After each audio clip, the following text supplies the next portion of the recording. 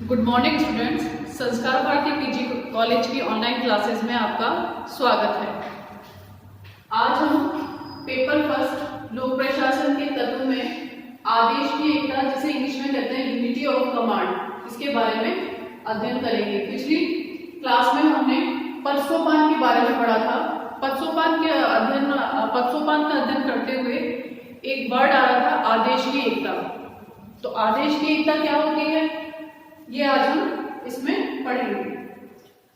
कोई भी संगठन है, उसमें काम करने वाले जो कर्मचारी होते हैं, अधीनस्थ कर्मचारी होते हैं, उसके ऊपर काफी सारे अधिकारी होते हैं। तो वो अधीनस्थ कर्मचारी कितने अधिकारियों से आदेश प्राप्त करेगा, इसे कहते हैं आदेश की एकता।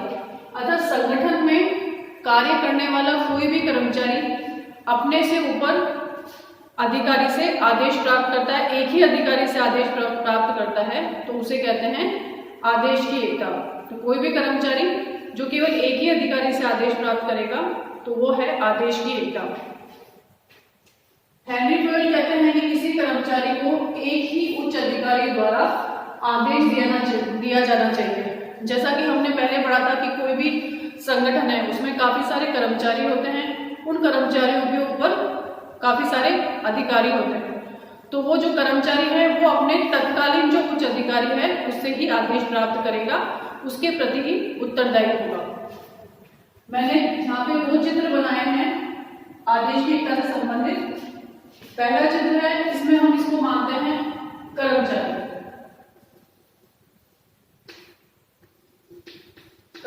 जो कि एक अधिकारी स्तर का होता है, और इसके नीचे काम करने वाले ये तीन जो है इन्हें मानते हैं कर्मचारी। तो जो पहला चित्र है, इसमें ये कर्मचारी हैं, ये अपने से ऊंचे केवल एक ही अधिकारी से आदेश प्राप्त कर रहे हैं।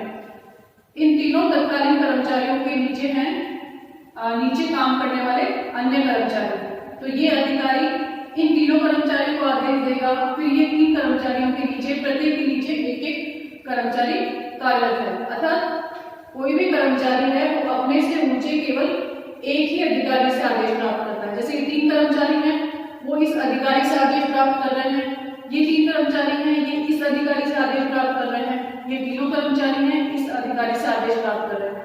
कहने का मतलब है कि जो कर्मचारी हैं वो इन तीनों अधिकारी के प्रति ही उत्तरदायी होंगे।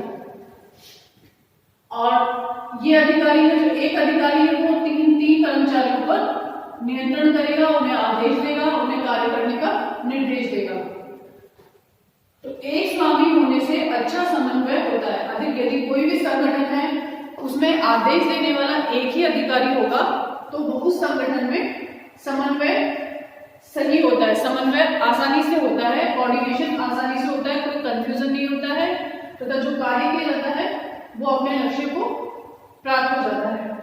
दूसरा जो चित्र है, इसमें बताया तीन अधिकारी, सबसे उच्च स्तर पर तीन अधिकारी हैं तथा उसके नीचे चार कर्मचारी काम करते हैं। तो आप जैसा कि देख रहे हैं चित्र में कि ये जो अधिकारी है वो मान लो इस कर्मचारी को आदेश देगा, फिर ये जो अधिकारी है वो भी इस कर्मचारी को आदेश देगा, ये भी अधिकारी है वो भी इस कर्मचारी को आदेश देगा। तो इससे क्या होगा, संगठन में कंफ्यूजन होगा, इस कर्मचारी को कंफ्यूजन होगा, इस कर्मचारी को ये पता नहीं होगा कि किस अधिकारी के आदेश का पालन करें। तो इससे क्या होगा, उसके कार्यकुशलता में कमी आएगी तथा उसे आदेश की पालना करने में कठिनाई आएगी। जैसा कि मैंने लिखा है, अनेक स्वामी होने से समन्वय नहीं होता है। अर्थात एक स्वामी होने से अच्छा समन्वय होता है तथा अनेक स्वामी होने से अच्छा समन्वय नहीं होता है। स्वामी का मतलब यहाँ पे है अधिकारी, जो कि आदेश दे रहा है, जो कि कर्मचारी के ऊपर कार्य कर रहा है।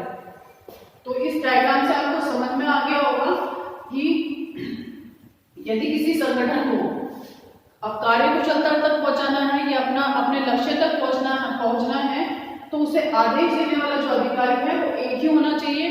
यदि अनेक अधिकारी आदेश देंगे तो समन्वय नहीं होगा, समन्वय नहीं होने से कर्मचारियों में आपसी उलझन होगी, उलझन होने से वो कार्यकुशलता में कमी आएगी तथा वो अपना लक्ष्य प्राप्त नहीं कर पाएंगे, अपना लक्ष्य प्राप्त करने में उन्हें देरी हो सकती है।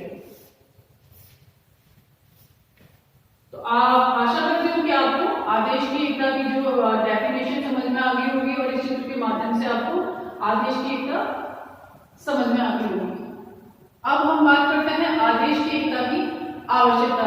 आवश्यकता का मतलब है कोई भी संगठन है उसमें आदेश की एकता क्यों आवश्यक है, एक संगठन के लिए आदेश क्यों आवश्यक है। तो आदेश की एकता की आवश्यकता में जो पहला पॉइंट है वह है दोहरे नियंत्रण के अनुकूल नहीं। कोई भी संगठन जो होता है उसमें दोहरा नियंत्रण नहीं होता है। दोहरे नियंत्रण के नियंत्रण होने से, जैसा कि हमने यह पढ़ा, अनेक स्वामी होने से समन्वय नहीं होता है। इसी प्रकार से यदि दोहरी नियंत्रण होगा तो संगठन सही प्रकार से कार्य नहीं करेगा। दूसरा है दो अधिकारी के सत्ता में होने से गड़बड़ी होगी। मान लो कोई भी संगठन है, वहां पे दो अधिकारी हैं, किसी भी कर्मचारी के ऊपर दो अधिकारी हैं। यदि वो दोनों अधिकारी उस एक कर्मचारी को आदेश देंगे तो उसमें कंफ्यूजन होगा वो किस अधिकारी की पहले आज्ञा माने या किस अधिकारी के निर्देश प्राप्त करे। तो दो अधिकारी की सत्ता में होने से किसी भी संगठन में गड़बड़ी की संभावना हो जाती है।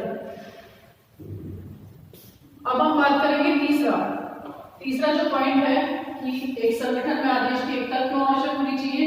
यदि कोई संगठन है उसमें मान लो काफी सारे कर्मचारी कार्य करते हैं और वो कर्मचारी अपने से तत्कालीन जो उच्च अधिकारी, तो अपने से जस्ट ऊपर जो अधिकारी है उससे आदेश प्राप्त करेगा, तो वो केवल उसी नेता की या उसी अधिकारी के प्रति उत्तरदायी होगा।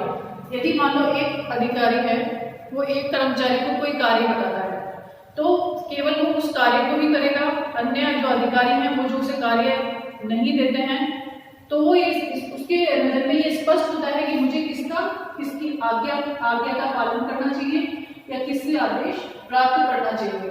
तो प्रत्येक सदस्य केवल एक नेता के प्रति ही उत्तरदायी होता है। चौथा पॉइंट है यदि किसी भी संगठन में आदेश की एकता होगी तो वहां पे आपस में कर्मचारियों में विरोध की भावना नहीं होगी और संगठन में भ्रांति पैदा नहीं होगी। तो किसी भी संगठन को सुचारू रूप से चलाने के लिए आदेश की एकता होना आवश्यक है।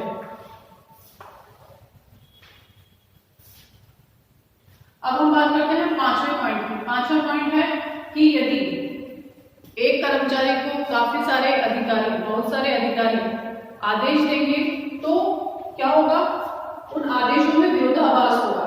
कहने का मतलब है यदि कर्मचारी 3 या 4 अधिकारी से आदेश प्राप्त करेगा तो वो ये समझ नहीं पाएगा कि मुझे किसके आदेश का पालन करना है या किसका कार्य पहले करना है। तो जिस अधिकारी का वो कार्य पहले करेगा तो वो अन्य अधिकारी जो उसे कार्य देते हैं वो उनमें देरी होने की संभावना हो जाती है तथा आदेशों में विरोधाभास की स्थिति उत्पन्न हो जाती है।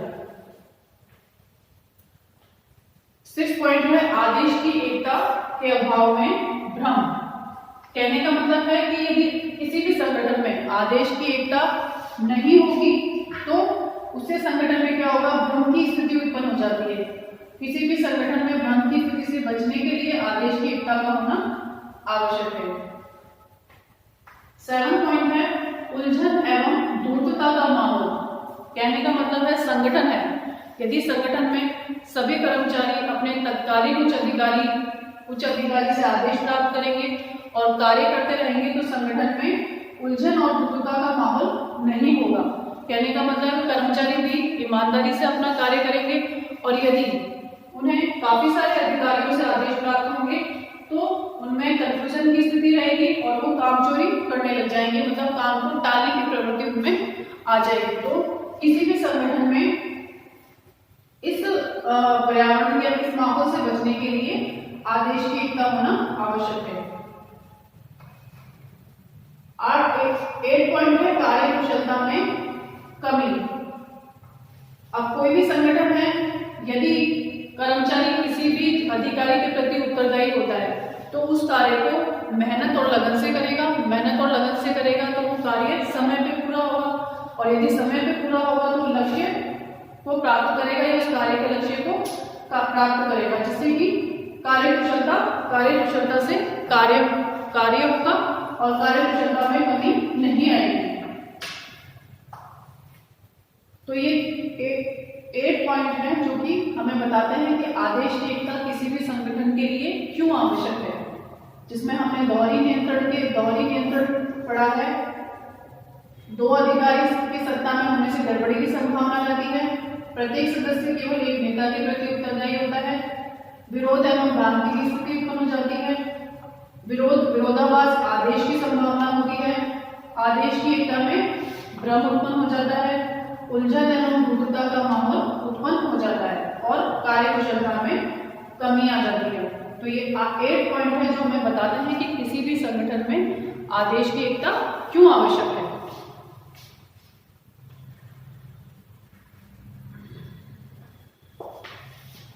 यह आपने नोट कर लिया होगा कि डायग्राम नोट कर लीजिए, डेफिनेशन और ये आवश्यकता।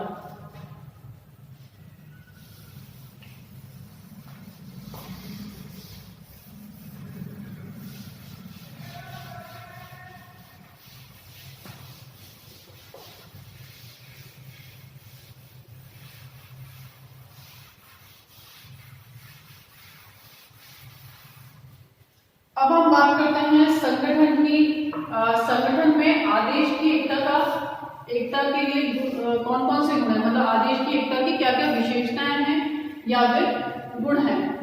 तो यदि किसी संगठन में आदेश की एकता का पालन होता है तो उस प्रशासन में कार्यकुशलता आती है। कार्यकुशलता मतलब कोई भी कर्मचारी यदि एक ही अधिकारी से आदेश प्राप्त करेगा तो वो उस कार्य को अच्छी प्रकार से करेगा और अच्छी प्रकार से कार्य करने के साथ साथ वह कार्य के लक्ष्य को प्राप्त करेगा।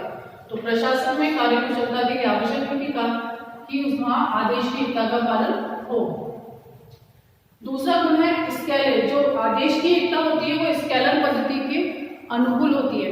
स्केलर मतलब हमने पदसोपान में भी पढ़ा था कि पदसोपान में पिरामिड के आकार की संरचना होती है जिसमें काफी सारे कर्मचारी होते हैं। ये कर्मचारी इन उच्च अधिकारियों के प्रति उत्तरदायी होते हैं। तो आदेश की एकता जो होती है वो स्केलर पद्धति के अनुकूल होती है। तीसरी जो गुण है वो है कि यदि आदेश की एकता होगी, यदि किसी भी संगठन में आदेश की एकता होगी तो वहां पे भ्रम उत्पन्न नहीं होगा और कार्यों में देरी नहीं होगी। कहने का अर्थ है कि यदि मैं आपको एग्जांपल देती हूँ कि कोई सहायक अधिकारी है। अब वो सहायक अधिकारी जो है वो एक तकनीकी कर्मचारी होता है, तो वो सहायक अधिकारी है वो जिला कलेक्टर के प्रति भी उत्तरदायी होगा और उसमें उसके ऊपर जो तकनीकी कर्मचारी हैं वो भी कार्य करें उनके प्रति भी उत्तरदायी होगा।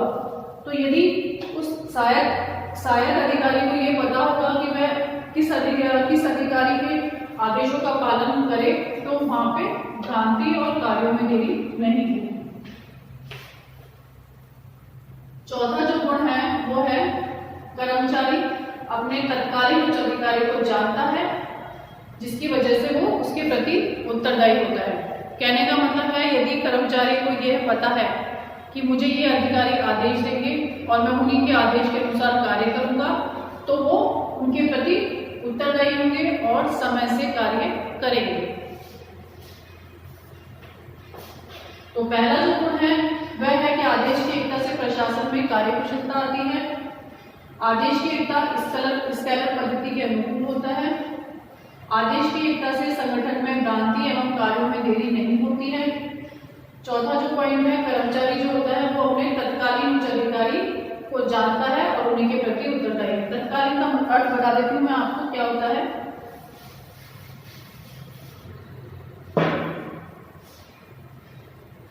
जैसे हमने अभी आपने चित्र के माध्यम से पढ़ा था, ये उच्च अधिकारी है।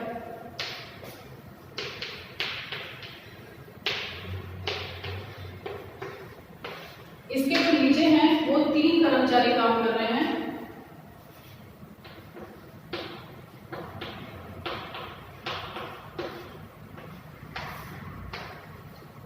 तो जो ये कर्मचारी है इसका तत्कालीन उच्च अधिकारी कौन होगा? ये होगा जो एक अधिकारी रहेगा यही इसका तत्कालीन उच्च अधिकारी होता है। इसकी बात करें तो यही इसका तत्कालीन उच्च अधिकारी होगा मतलब उस कर्मचारी से जस्ट ऊपर काम करने वाला जो अधिकारी होता है वो तत्कालीन उच्च अधिकारी होता है।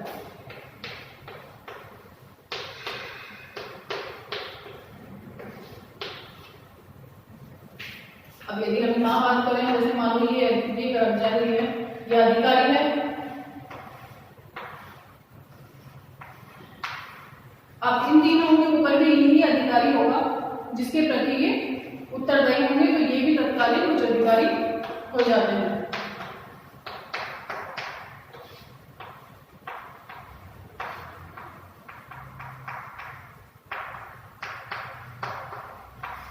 कहने का अर्थ है कि जो भी कर्मचारी है वो अपने से ऊपर जो तत्कालीन उच्च अधिकारी है उन्हीं के आदेश का पालन करेंगे।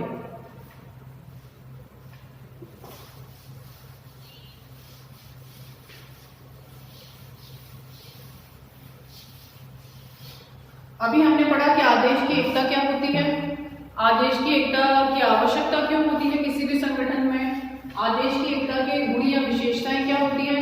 अब कोई भी संगठन है, यदि हम पक्षोपात की बात करें या आदेश की एकता की बात करें, किसी भी संगठन में यदि कोई विशेषता होती है तो साथ ही साथ उसकी आलोचना भी होती है, मतलब उसमें कमियां क्या होती है उसके बारे में भी हमें पता होना चाहिए।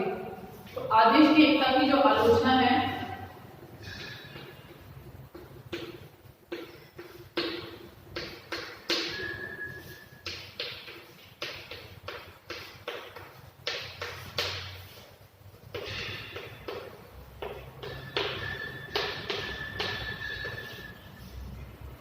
कई लोक प्रशासन के जो विद्वान हैं उन्होंने आदेश की एकता में कुछ कमियां भी बताई हैं, कुछ आलोचना भी बताई है।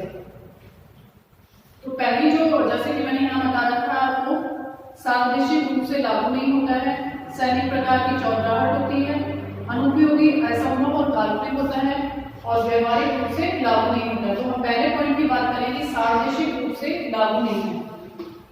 तो जो आदेश की एकता है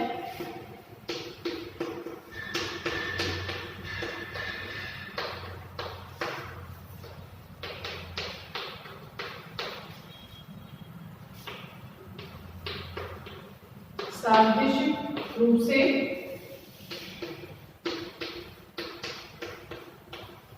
लागू नहीं होती है।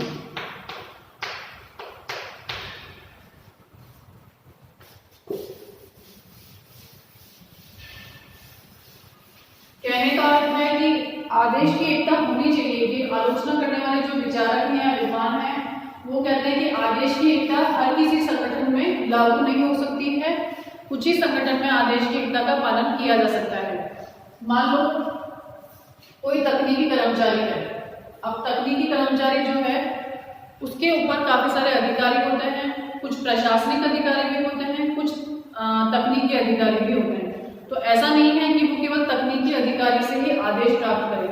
यदि वो ट्रेनिंग कर रहा है, यदि वो प्रशिक्षण प्राप्त कर रहा है तो उसके लिए आवश्यक है कि वो तकनीकी ज्ञान के साथ साथ प्रशासनिक ज्ञान का भी उसे अनुभव हो। तो इसके लिए उसे प्रशासनिक अधिकारियों के निर्देश में भी कार्य करना पड़ेगा और तकनीकी अधिकारियों के आदेश से भी कार्य करना पड़ेगा।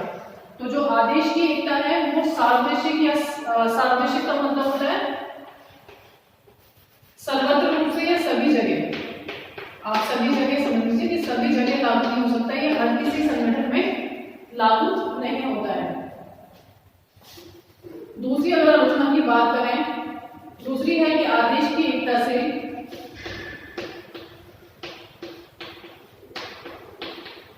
आदेश की एकता सैनिक प्रकार की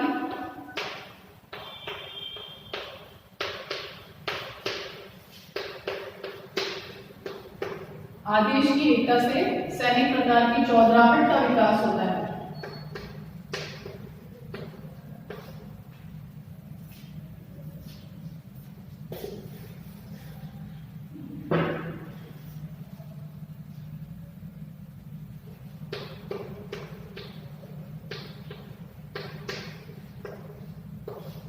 चौधराहट का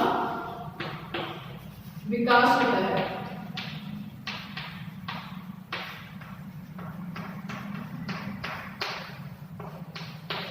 कहने का अर्थ है कि जो आदेश की एकता है, कुछ विद्वान कहते हैं कि आदेश की एकता में सैनिक प्रकार की चौधराहट होती है। सैनिक प्रकार इसलिए कहा है जैसे कि आप आर्मी में देखते हैं, आर्मी के जो अधिकारी होते हैं उनके जो नियम कानून होते हैं वो बहुत ही कठोर होते हैं।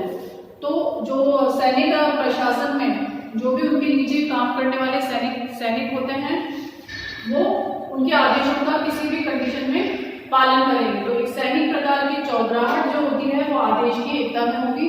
कहने का अर्थ है कि यदि कर्मचारी है, अगर अधिकारी उसे कोई आदेश दे रहा है लेकिन कर्मचारी उस आदेश की पालना नहीं कर रहा, उसे उस आदेश में कुछ कमी लग रही है तो वह उसे बता नहीं सकता। उसके लिए कंडीशन हो जाएगी कि वह उस अधिकारी के आदेश का पालन करे। तो इस प्रकार से भी आदेश की एकता की आलोचना होती है। अब हम बात करते हैं तीसरी आलोचना की। कुछ विद्वान कहते हैं कि आदेश की एकता जो होती है वो अनुपयोगी है, असंभव है और काल्पनिक है। कहने का अर्थ है कि व्यवहारिक रूप से ये जो है वो लागू नहीं होती है।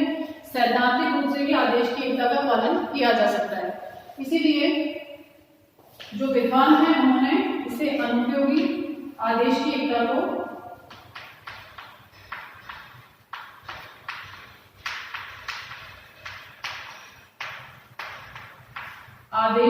को अनुपयोगी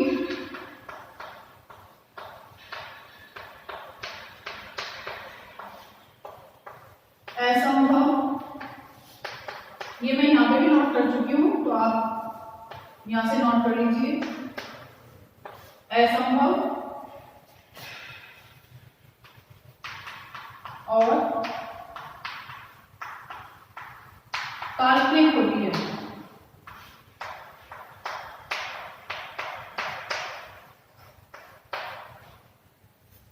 तो जो आदेश की एकता है वो अनुपयोगी है, मतलब इसका संगठन में ज्यादा उपयोग नहीं है। असंभव है, मतलब यदि हम व्यवहारिक रूप से लागू करें तो आदेश की एकता नहीं लागू होती है। सैद्धांतिक रूप से आदेश की एकता का पालन किया जा सकता है। और काल्पनिक है, मतलब कल्पनाओं से यदि काल्पनिक तौर से भी आदेश की एकता की इंपॉर्टेंस है। कहने का अर्थ है कि यदि हम सैद्धांतिक रूप से बात करें तो सैद्धांतिक रूप से आदेश की एकता संभव नहीं है, क्योंकि एक कर्मचारी को बहुत सारे अधिकारियों के अंडर में काम करना होता है।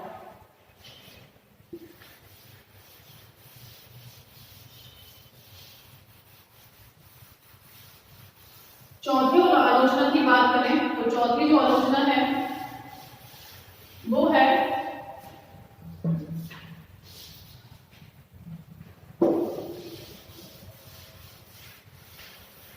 आदेश की एकता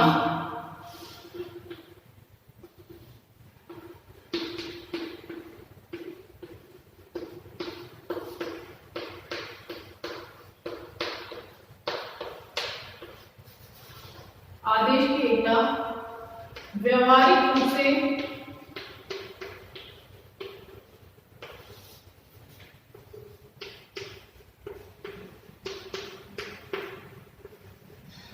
लागू नहीं होती है।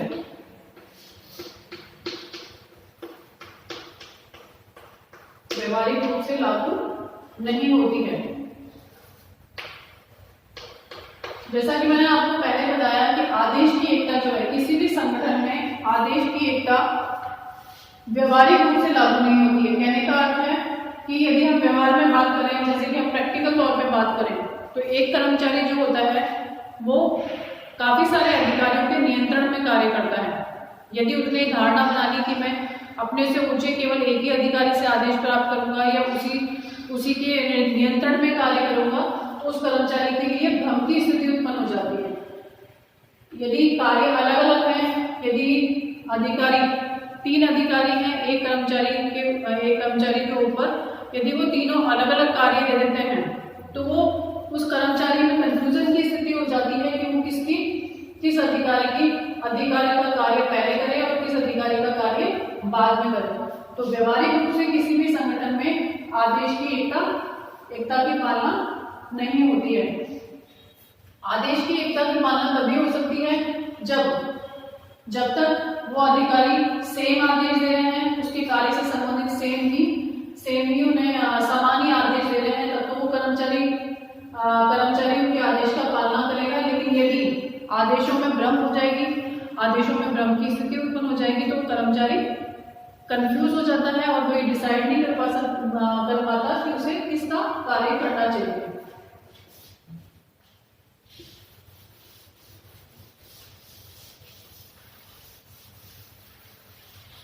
अब हम बात कर रहे हैं इससे संबंधित जो प्रश्न आते हैं वो किस प्रकार से आते हैं। यदि हम छोटे प्रश्नों की बात करें तो इसका सीधा साधा छोटा प्रश्न बनता है कि संगठन में आदेश की एकता किसे कहते हैं, या ये पूछ सकते हैं कि आदेश की एकता क्यों आवश्यक है। जो प्रश्न की बात करें हम तो आदेश की एकता का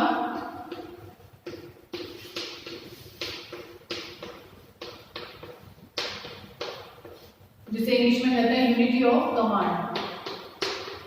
आपको इंग्लिश की टर्मिनोलॉजी भी आनी चाहिए।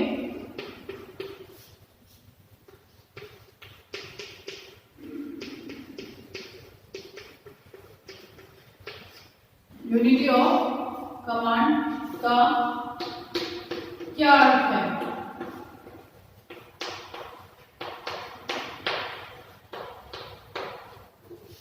जो छोटे प्रश्न है उसमें यही बन सकता है कि आदेश की एकता का अर्थ बताइए, भावार्थ बताइए, क्या अर्थ है, किसी भी तरीके से प्रश्न आ सकता है। या छोटे प्रश्न, दूसरा जो प्रश्न है छोटा प्रश्न की यदि हम बात करें तो आदेश की किसी भी संगठन में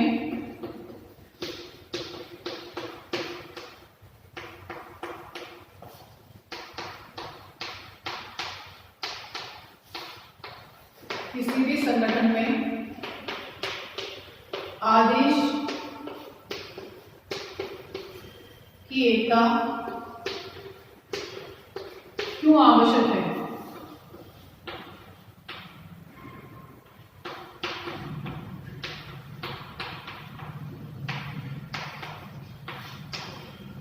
या प्रश्न इस प्रकार से भी पूछ सकते हैं कि किसी भी संगठन में आदेश की एकता की आवश्यकता बताइए।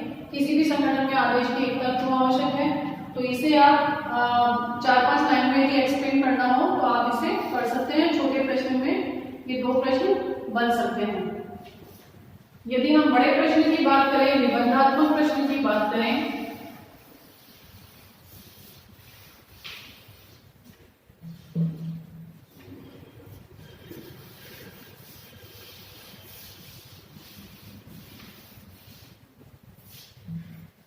यदि निबंधात्मक प्रश्न की बात करें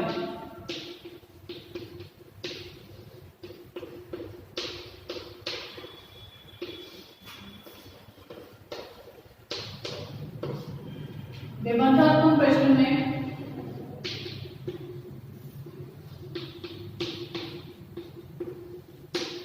आदेश की एकता का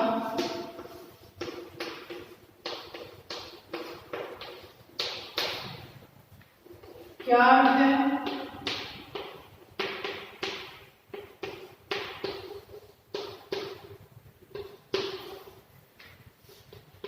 संगठन में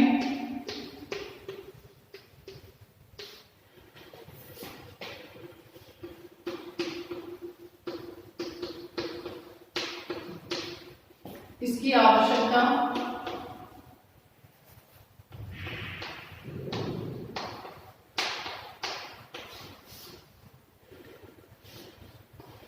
गुणों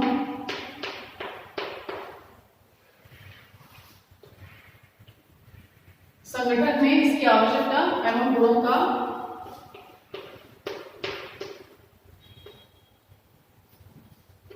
गुणों तथा इसका आलोचनात्मक मूल्यांकन कीजिए।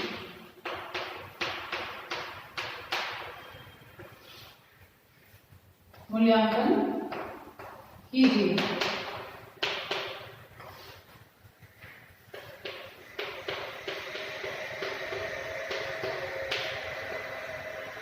कहने का अर्थ है कि आदेश की एकता का क्या अर्थ है, संगठन में इसकी आवश्यकता, गुणों तथा इसका इसकी आलोचनात्मक मूल्यांकन कीजिए।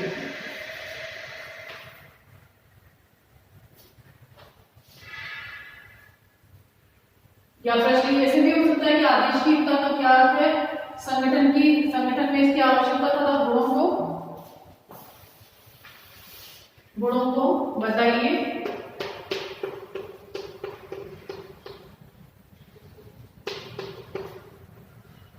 तथा आलोचनात्मक मूल्यांकन कीजिए।